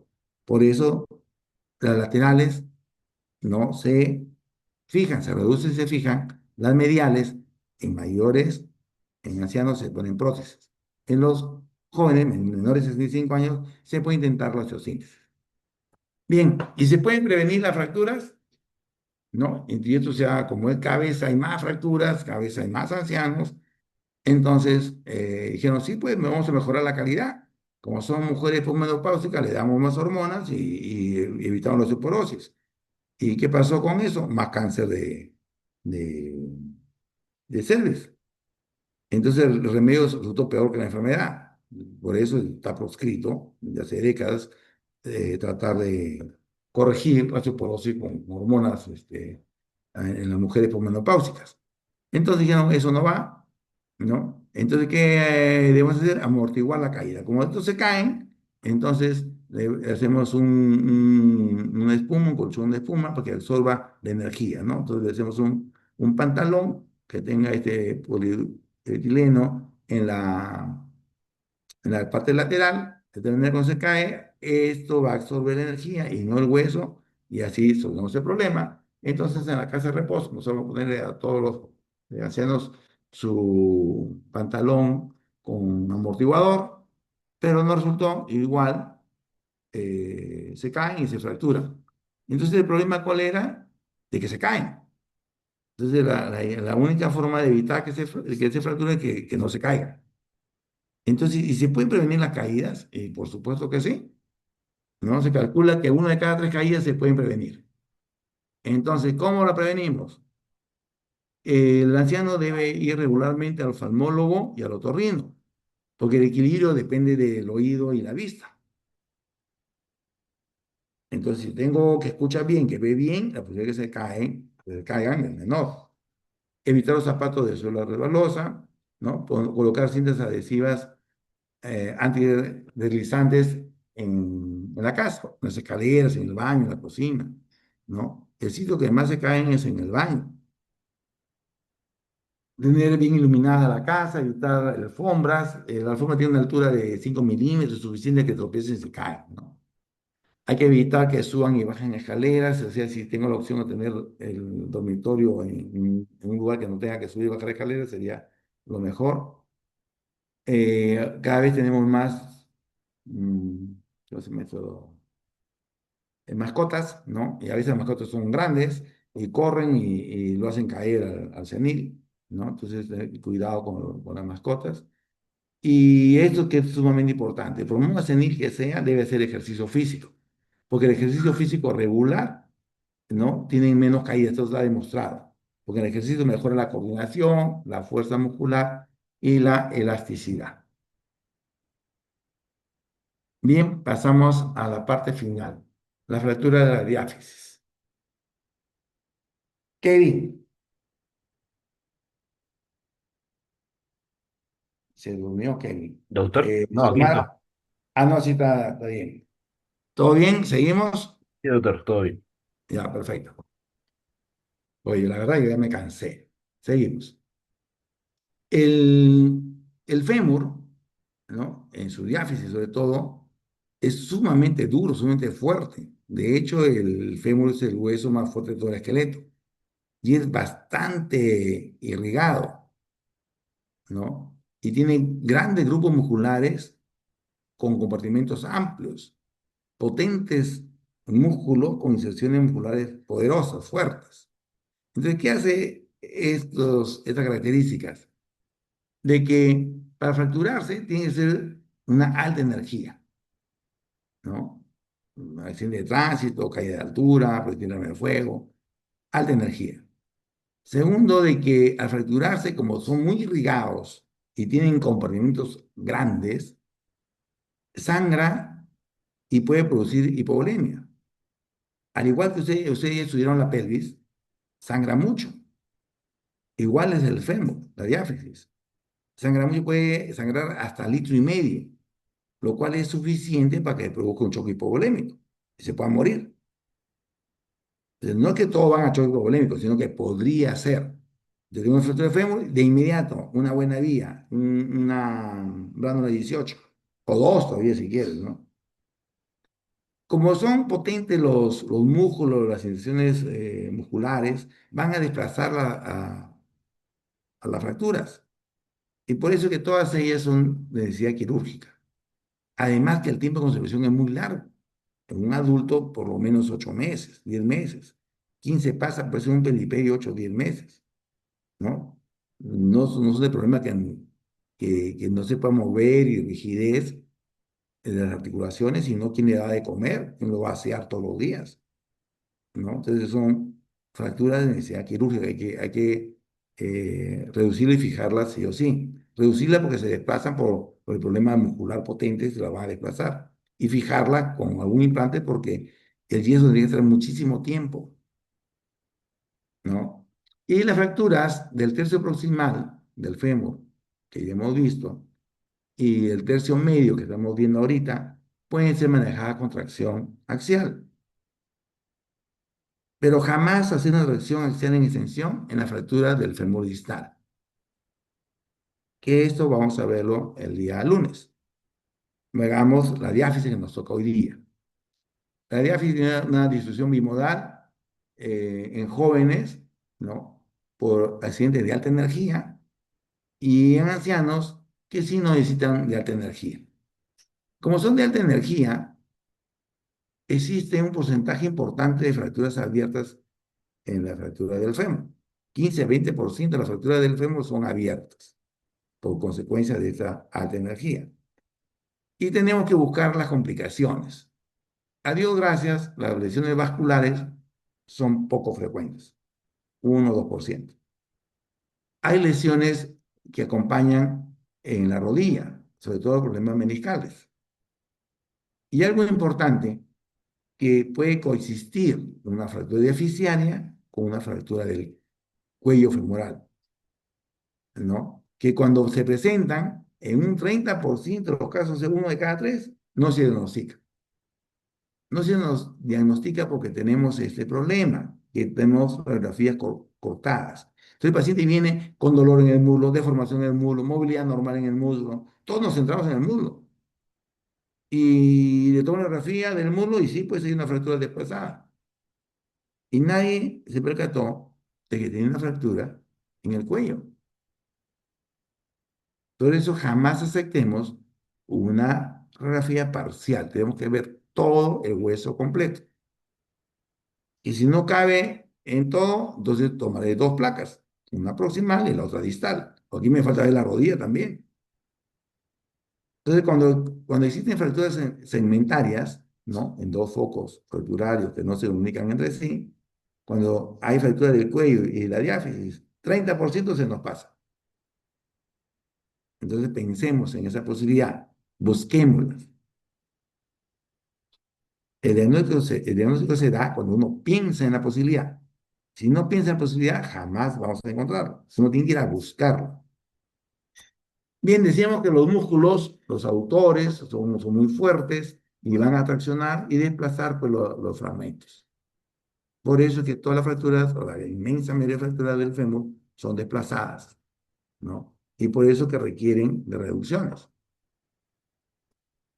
La clínica, como toda fractura, va a tener dolor, aumento de volumen, equimosis, desplazamiento, rotación externa, movilidad normal, que no hay que buscarla, no a ver si está fracturado, lo muevo, no, pero si veo que se mueve, no, anormalmente, donde no debe moverse, está el diagnóstico hecho, acortamiento de la extremidad. Entonces, el diagnóstico va a venir porque tengo el antecedente de un traumatismo de alta energía, el examen físico, la inspección, no se olviden buscar a todos pulsos y sensibilidad a todos. La radiografía viene después. Jamás se empieza con la radiografía. Empezamos con el examen clínico siempre, ¿no? Y nunca olvidarse que tenemos que buscar pulsos a todas las fracturas. Decir el neurologio a todas las fracturas. Entonces, luxa un hombro. Busca si tiene sensibilidad en el territorio del circunflejo. Porque después te van a echar la culpa a ti si tiene que parálisis del deltoides. Porque sí, lo jalaron y ahí malograron el nervio, ¿no? Antes tengo que hacer el diagnóstico. En la radiografía nos va a servir para ver qué tipo de fractura es. Y Wilkin y Hansen hicieron una clasificación sencilla de acuerdo al grado de comminución. El tipo uno donde no hay comminución o muy pequeñita. El tipo 2 cuando hay una moderada comminución, es decir, se pierde menos del 50% del contacto de los fragmentos proximales, principales. Pérdida de menos del 50%. O dicho al revés, el contacto es más del 50%, ¿no? El tipo 3 es cuando la comminución ya es mayor y la pérdida de contacto es mayor del 50%. O dicho al revés, cuando el contacto es menos del 50%. Finalmente, el tipo 4, cuando la combinación es segmentaria, es decir, no hay ningún contacto entre el fragmento principal distal y el proximal. El tratamiento, en la emergencia, ya hemos dicho, hay que evitar el choque hipovolémico, ponerles una buena vía, ¿no? Analgésicos potentes, opioides generalmente, inmovilizarlo con una férula. Podemos poner tracción en extensión, sí, hasta las fracturas proximales y medias del fémur, la distal de jamás. Y tenemos que derivarlo a un centro de mayor resolución, porque el tratamiento definitivo es quirúrgico en todos los casos. Y el tratamiento definitivo consiste en reducirlo, como todas las fracturas, ya sea de manera incruenta o cruenta, ya sabemos qué es eso. Y el gol estándar para la fractura diafisaria del fémur es el clavo intramedular bloqueado. Se puede usar una placa gruesa con tornillos, sí, en aquello que el canal sea muy curvo o el canal sea muy angostito y no pasa un clavo de grosor importante para sostener estas fracturas. Entonces las placas pueden ser reservadas para esos casos. Y cuando se trata de una fractura expuesta, hay que hacer la limpieza quirúrgica antes de las 6 horas, máximo 8 horas, y la fijación externa, sobre todo las fracturas expuestas de segundo y tercer grado. Complicaciones y secuelas, la rigidez de la rodilla, ¿no? Que se producen pues por falta de movilidad. Por eso necesitamos fijar bien la fractura para que puedan mover las articulaciones vecinas. Infecciones, sobre todo en las respuestas, y para evitar que se haga limpieza quirúrgica antes de las 8 horas, ¿no? Si se infecta, si fue una fractura cerrada, alguien es responsable, ¿no? El equipo quirúrgico no guardó las medidas de bioseguridad adecuadas, la institución no hizo la utilización del implante, el paciente no siguió las indicaciones de las curaciones o manipuló la herida y lo contaminó, pero alguien es responsable de una infección, de una fractura cerrada. En la pierna sí se va a infectar, pero para eso tengo que hacer la limpieza antes de las 8 horas. Constitución viciosa cuando hay mala reducción, pseudoartrosis, ¿no? Puede ser cuando está mal inmovilizado o no tiene adecuada circulación. Lesiones nerviosas que pueden ser también operador dependiente del cirujano o del mismo accidente, ¿no? Entonces veamos los casos, una fractura diafisiaria a tercer fragmento, es un caso bastante antiguo, en que nosotros en aquellas épocas, hace 20 años, no existían los clavos de ahora, los clavos bloqueados, ¿no? Y usamos este clavo que se llama el clavo de Kuncher, porque Kuncher lo desarrolló allá en la época de la Segunda Guerra Mundial, en los años 40, y él los hacía con una incisión pequeñita en el trocánter mayor, reducía en la mesa ortopédica, ¿no? Lo enclavijaba, le pasaba el clavo sin abrir la fractura. Los alemanes lo hacían en la década del 40. Nosotros hemos podido hacerlo hace poco, siempre tenemos que abrirlo, porque la fractura que operamos tarde, ¿no? No teníamos arco C, y esto lo arco C, los clavos bloqueados recién en el Perú, tendremos pues 10 años, 15 años, no más, ¿no? Y esto los alemanes lo hacían hace 60 años, o más, más. Bien, entonces estas fracturas enclavijadas con este clavo de Kuncha, los no bloqueados, eran para fracturas pues cerca al istmo, donde el canal es más delgado y el clavo queda más ajustado. Y vemos cómo se consolidan, ¿no? Y después que hayan consolidado, este clavo tiene aquí un huequito, ¿no? Un ojal, donde cuando no es que consolidó, hacemos incisión en el nivel trocánter mayor, lo enganchamos y sacamos el clavo y ya queda la paciente eh, sin ninguna secuela, ¿no? Consolidada totalmente. Bien. La alternativa a los clavos, hemos dicho, son las placas y tornillos, ¿no? Sobre todo hoy en día, si es que el clavo, el canal es muy delgadito o el fémur es muy curvo y no se puede poner un clavo endomedular, ¿no? Entonces aquí tenemos una fractura a tercer fragmento que se ha reducido y se ha fijado con una placa y tornillos, ¿no? Y su función ha sido también muy buena, una incisión muy amplia para poder colocar esta placa bastante grande y los tornillos en distintas direcciones, pero su función bastante bien, tanto la rodilla como la cadera, ¿no?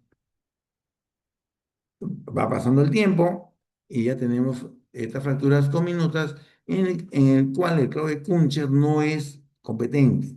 ¿Por qué? Como es un clavo dentro del canal medular, el fragmento puede rotar, ¿no? Se rota alrededor del clavo. Entonces, si le pongo un clavo de Kuncher sin bloqueo, se va a rotar. Entonces, modificaron el clavo de Kuncher y le pusieron unos tornillos que van a bloquear tanto el fragmento proximal distal, de tal manera que ya no rota. Y son fracturas deficiarias, están alineadas, consolidan, ¿no? En alineamiento y su función es muy buena, tanto la cadera como la rodilla, ¿no? La idea de hoy en día es usar estos clavos neural bloqueados, pero no abriendo el foco. Y para ello necesitamos que se atienda en los primeros días, en la primera semana, y se pueda entonces reducir de manera incruenta con difusor de imágenes, como vemos acá. En difusor de imágenes vemos que se reduce, se puede pasar el clavo, se bloquea proximal, se bloquea distal, haciendo pequeñas incisiones para no abrir el foco fracturario, para no eliminar el hematoma fracturario. Y cuando tenemos fracturas abiertas, fracturas expuestas, hay que hacer la limpieza quirúrgica. Aquí el problema es que el germen va a colonizar. El germen en las primeras 6 horas tan solo está contaminando. Después de las 6 horas coloniza y hace infección. Entonces, lo importante aquí es evitar que se infecte, ¿no? El gol estándar, hemos dicho, es un clavo endomedular bloqueado, pero no lo tenemos a mano siempre. Entonces, podemos hacer la osteotaxis, la fijación externa. Hacemos la limpieza quirúrgica. Abrimos un poquito más la herida, la limpiamos y vamos a reducir y fijar transitoriamente la fractura con un fijador externo. Entonces, abrimos más la herida, lavamos y vamos a inmovilizarlo con un fijador externo transitoriamente. Que se puede ser definitivo, sí, también, pero como es incómodo, es mejor una vez que ya cicatrizó, no hay infección. Entonces, a la semana le retiramos el fijador y le ponemos su clavo anular bloqueado, ¿no? Entonces, este es un fijador externo transitorio. Muchas gracias por la atención. Son las 9:40, sí, estamos en buen tiempo. Y pasamos a la sección preguntas. Acá tengo una pregunta. A ver. Doctor, no cuenta con irrigación. Ah, ya, supongo que fue cuando pregunté de la caída articular. Correcto, Leslie. Bien, esa era la respuesta.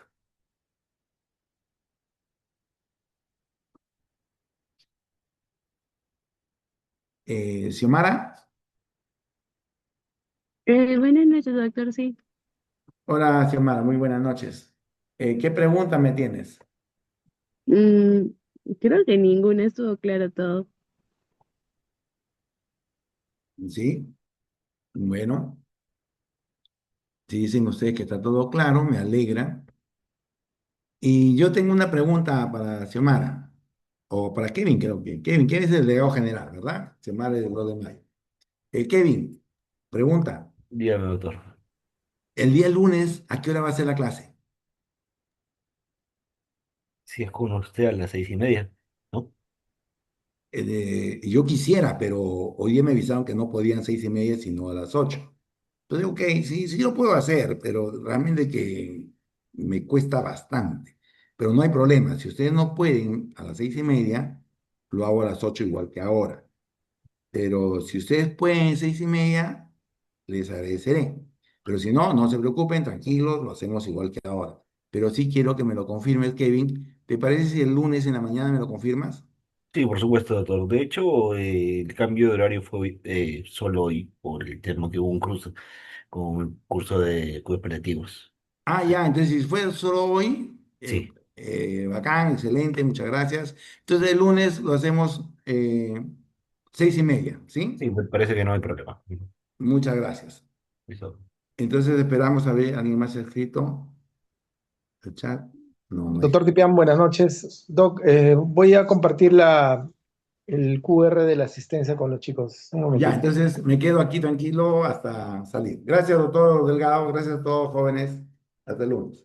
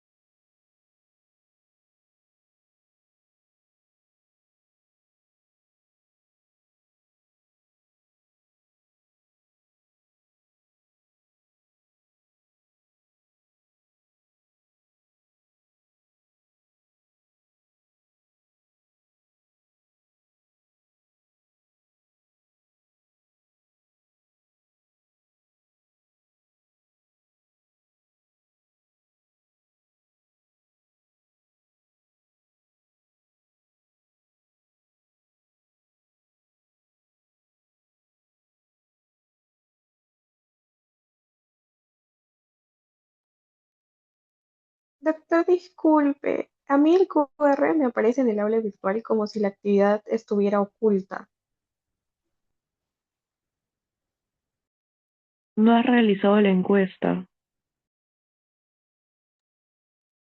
No, sí lo hice, pero igual me aparece oculta.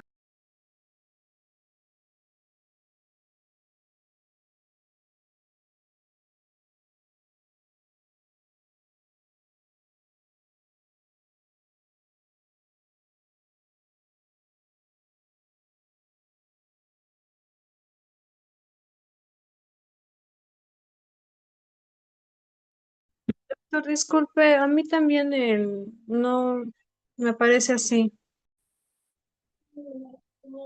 Ya, lo que vamos a hacer es dos cosas. Pueden volver a entrar, cierren su aula y vuelvan a entrar.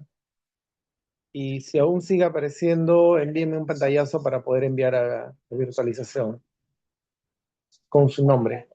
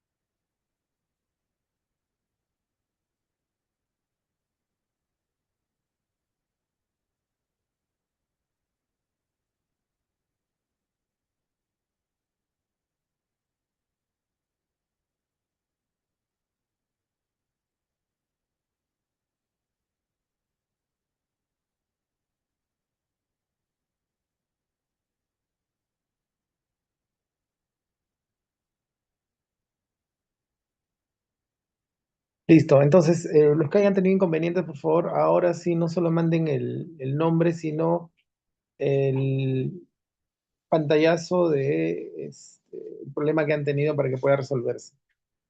Sí, muchas gracias, buenas noches. Disculpe, Sí, doctor, disculpe, mi internet está fallando, no me carga nada. Estoy tratando de ingresar todo, si quiere le comparto, le captura de pantalla, no me carga nada el internet de acá de mi casa. entonces no se estaba en la clase. No, estuve en toda la clase, estoy desde el celular. Desde el celular ahorita estuve en toda la clase. Si quiere puede verla, Y, pero y la no te cosa, carga el aula virtual en tu celular. De tu celular también puedes hacer el... ajá, estoy tratando por eso. Estoy tratando, pero está yendo demasiado lento por si acaso. Entonces no has tenido problemas durante la clase, pero ahora sí.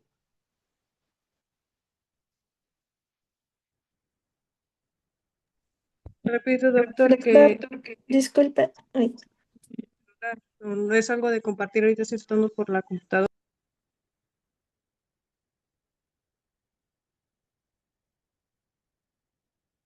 ¿Alguien habló?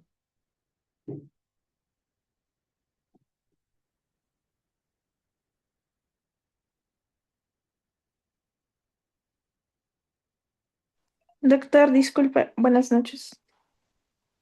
Y no sé quién habló que no podía cargar porque su internet estaba lento, entonces tampoco ha llenado la encuesta o sí ha llenado la Doctor, encuesta. doctor. Sí, buenas. Buenas noches, doctor. Soy Ximena Espíritu. Estoy llenando la encuesta y todo, y mi internet dejó de funcionar y encima tuve una llamada de emergencia de mi mamá. Estoy desesperada porque estaba literalmente a punto de escanear el QR y bueno, ya justo dejó de compartir. No sé si podría aceptar mi... La encuesta es habilitado desde las 8:30. Sí, sí, la encuesta sí la hice. El QR justo estaba por escanearlo y recibí la llamada de mi mamá de emergencia. Y ahí ya el tiempo se había corrido. El QR ha estado como 4 o 5 minutos, incluso mucho más. Sí, doctor. Sí he estado en todo presente en todo el momento el QR, doctor. Solo he tenido esa dificultad. ¿Alguien más ha tenido otra dificultad?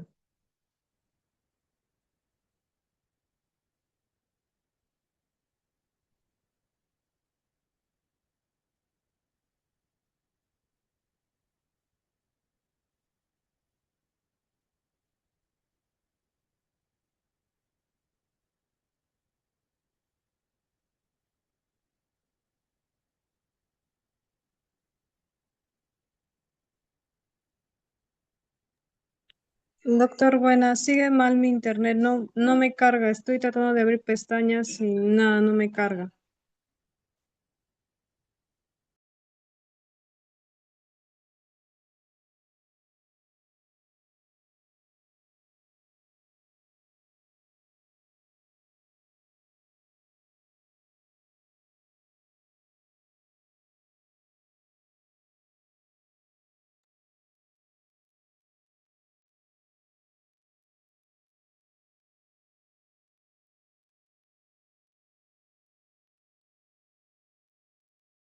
Bueno, van a tener que enviar sus incidencias ustedes. No, no sé cómo se va a corregir eso, ¿no? Listo, Doctor, quedamos ya, así. ya Carmen, por favor, ¿me puede dar solo 8 No, minutos no, así? no voy a volver a mostrar el QR. Envíen sus incidencias con lo que está pasando. Tómenle un pantallazo y para evaluar sus casos, por favor. Doctor, Ya, mil doctor, disculpas. gracias. Son solamente tres faltas las para llegar al IPI, ¿verdad? 30%. Ah, ya. Bueno, no he faltado ninguna, así que bueno, muchas Perfecto. gracias, doctor. Hasta luego.